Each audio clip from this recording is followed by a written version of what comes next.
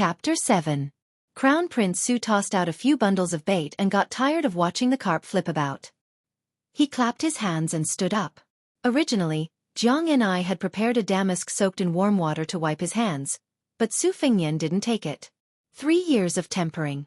It was difficult to go from extravagance to frugality, but there was also a transition from frugality to extravagance. He left the tide-listening pavilion alone and didn't forget to turn around and remind her.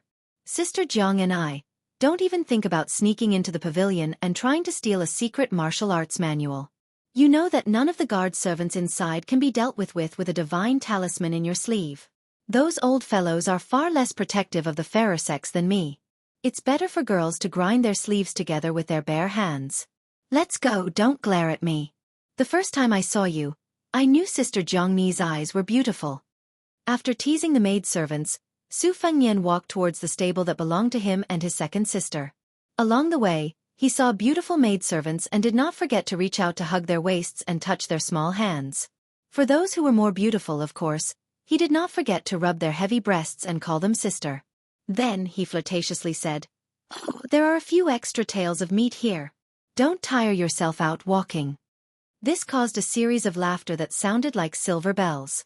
Su Fengnian arrived at a stable that was even more extravagant than the average wealthy families. For the time being, there was only a lonely maroon, lame horse inside. Old Huang, who had worked as a coachman for the prince's residence for many years, was chatting with the horse. He saw His Royal Highness, who had depended on him for 3 years, grinning foolishly out of habit, revealing 2 front teeth. Su Fengnian rolled his eyes and said in surprise, "Old Huang, where's your box? Why aren't you carrying it?" Old Huang was probably from Shu. He couldn't change his Western Shu accent, which wasn't very popular in the dynasty. The tiny Western Shu, which had less than 60,000 soldiers, couldn't escape the fate of being destroyed by the king of Bailiang, just like the Western Chu dynasty. However, Old Huang was much cuter than Jiang and I. He knew his place very well. During these 3 years of bleak travel, if not for Old Huang's ability to fish, climb trees, steal chickens and dogs, and teach Su Fengnian how to weave straw sandals, he would have starved to death in a foreign land. The old servant was carrying a bag wrapped in rags on his back. There was only a long red sandalwood box in it. He would rather die than let Su Fengnian open it to see what was inside. At first, Su Fengnian thought that it was a famous Xuanji box used to store divine weapons in Jianghu.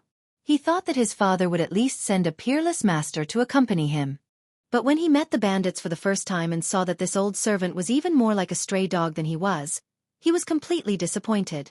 Every time he tried to persuade Old Huang to open the box, the old coachman would only shake his head and smile foolishly.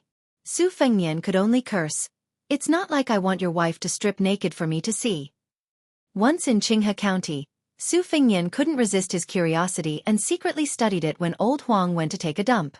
However, he didn't get the main point. He only felt that the box was cold and piercing just by holding it. As a result, Old Huang's eyes were filled with hidden bitterness. He was even more pitiful than the virgin girls he took liberties with on the streets of Lingzhou. After that, perhaps it was retribution, Su Fengnian caught a cold the next day. It was Old Huang who boiled medicine, boiled water, and stole sweet potatoes to roast. He was so busy that he was badly burned. After that, the old coachman carried Su Fengnian on his back for half a year. The biggest impression he had was that Old Huang's bony skeleton made him panic. Of course, there was also some unspoken gratitude. After that, Su Fengnian didn't have any ideas about the box. However, it was inevitable that he would faintly think that he would find out the little secret in a certain year. Of course, it was an insignificant little secret. It would be a joke if an old coachman had such a big secret. To this day, Su Fengnian still remembered it clearly. After escaping the pursuit of the grassland bandits, he asked the old servant, "Old Huang, are you a master?" Old Huang nodded with a shyness that would only appear on a beautiful woman's face. Su Fengnian asked again, "The kind that's very tall?" Old Huang seemed to be even more embarrassed. He turned his head slightly and nodded again. Su Fengnian thought about the tragic scene of being chased by a group of people with wooden spears and hatchets. He resisted the urge to beat him up and asked again, "How tall?" Old Huang blinked and seemed to be thinking. After a while, he stretched out his hand and gestured.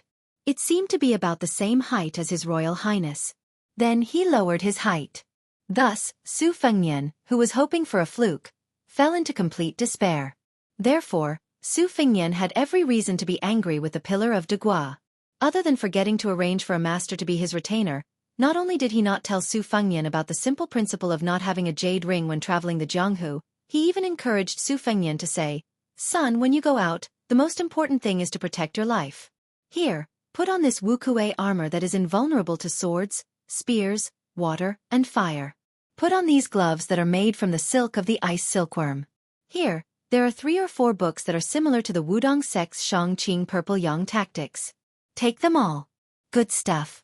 If you throw any of these books into the Jianghu, it will cause a bloody storm. Take some time to practice them. Who knows, you might become a master tomorrow. Take the banknotes. The jade pendants on your waist are worth a few hundred taels of gold. If you run out of money, find a pawn shop and sell them. Living a good life won't be a problem." In the beginning, Su Fengnian felt that it was indeed not bad. This kind of traveling was a smooth journey. He didn't have to worry about spending money like water. He could hook up with different beauties from different places, get to know famous heroes, and become brothers with famous heroes in the Jianghu. Just thinking about it made him happy. But later on, King found out that he was just a fat sheep waiting to be slaughtered. Whoever saw him would love him. Whoever saw him would pounce on him. This bastard donkey's ass. In the end, the only use of those secret books was to tear them down and use them to wipe his feces. The only remaining half of the gold-swallowing treasure tome, which looked like a heavenly book, was finally put to use. On the way back, he met White Foxface, who was more beautiful than any of the courtesans in Lingzhou. He knew the value of the book and agreed to accept the second half of the gold-swallowing treasure tome and escort him back to Lingzhou. During that half a year, Su Fengnian finally met a true master who didn't have any evil intentions. He tried every possible way to please him, but to no avail. White Foxface ignored him. Even when he walked, he would deliberately put a large distance between them. Unless he met an ignorant robber who blocked his way, he wouldn't talk nonsense. Su Fengnian walked into the stable and took a handful of horse grass for the lame horse. He sighed softly, "Red Rabbit, oh Red Rabbit. If second sister sees a good Fergana horse being tortured to this state, I can't guarantee that she won't give me chestnuts to eat." In these 3 years, 1 eagle, 1 horse, and an old servant who fortunately didn't have bad eyesight were all he had. Su Fengnian fed the horse for a while. When he thought of the news from the secret agent in the mansion that White Foxface was still in the city, he prepared to leave the mansion to have some fun that he hadn't had in a long time. This fellow would occasionally mock him when he was down and out. "If you're a young master from an aristocratic family, then I'm a woman." Su Fengnian had no reason not to show off. In the past, he only felt that it was right and proper to rely on his father's royal banner to intimidate others. Now he still felt that way. He just cherished it a little more. After all, he had lived through more than 2 years of misery. Only now did he realize that the daily necessities of this world were not cheap. Old Huang and His Royal Highness had developed a tacit understanding. He seemed to know that he was going to indulge in wine and women, so he rubbed his hands and made a drinking gesture.